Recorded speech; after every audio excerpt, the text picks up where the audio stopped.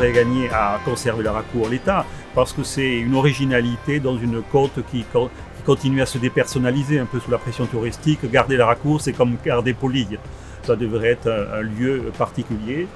Mais étant donné cette situation, on parle actuellement au contraire beaucoup de ce qu'on appelle laisser-faire, du recul stratégique, c'est-à-dire on démolit les maisons, et dernièrement, selon l'Adréal, de la reconfiguration spatiale. Donc dans ce cas-là, c'est l'expropriation, encore je répète, de 90 maisons à peu près, sans indemnisation, étant donné que ils diront que c'est le domaine public maritime qui a avancé. L'État est propriétaire de ce qu'on appelle le domaine public maritime naturel, qui comprend, outre les plages émergées, mais également tout le sol et le sous-sol de la mer jusqu'à la limite des eaux territoriales. Donc, en tant que gestionnaire, l'État a un service qui autorise ou qui conseille sur les différentes pratiques qu'on peut retrouver sur ce littoral. L'idée, ce n'est pas de condamner le littoral à reculer et puis à ne plus accueillir d'activités, pas du tout.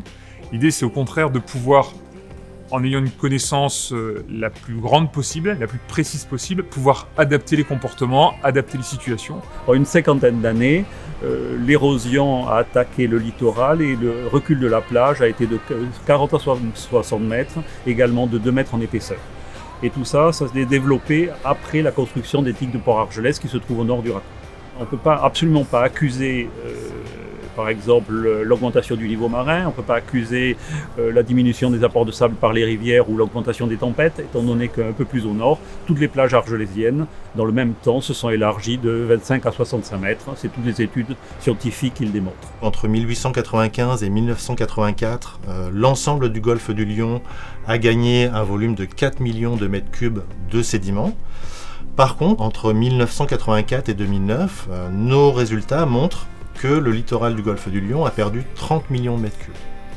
Ces résultats, à une échelle spatiale assez grande du golfe du Lion, illustrent bien le basculement de comportement de notre littoral entre une période plus ancienne que l'on qualifiera de période naturelle et une période plus récente que l'on peut qualifier d'une période anthropisée, c'est-à-dire où l'homme est intervenu sur la nature, soit en bloquant le transfert de sédiments du bassin versant vers la mer avec ses barrages, ou soit en mettant en place des infrastructures sur le littoral qui ont tendance à perturber le transfert de sédiments.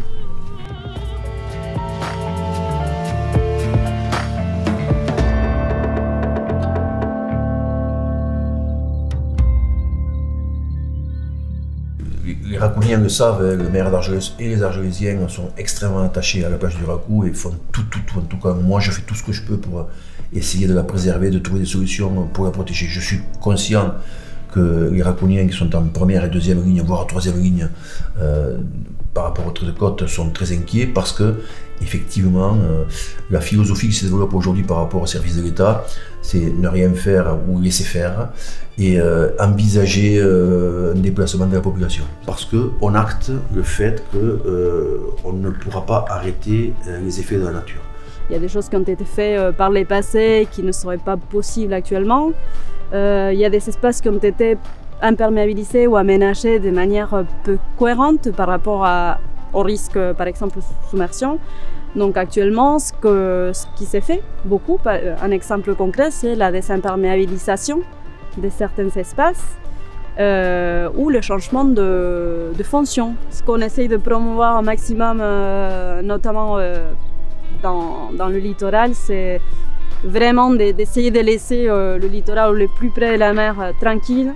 Tout ce qui est les dents creuses qui restent, les espaces un peu de vie qui sont encore là, les laisser respirer, les renforcer un traitement plus naturel, plus perméable du sol. Le mieux c'est quand même de pas trop se rapprocher et laisser un peu vivre de manière naturelle ces espaces-là. Essayer de garder une certaine distance et un certain respect quelque part.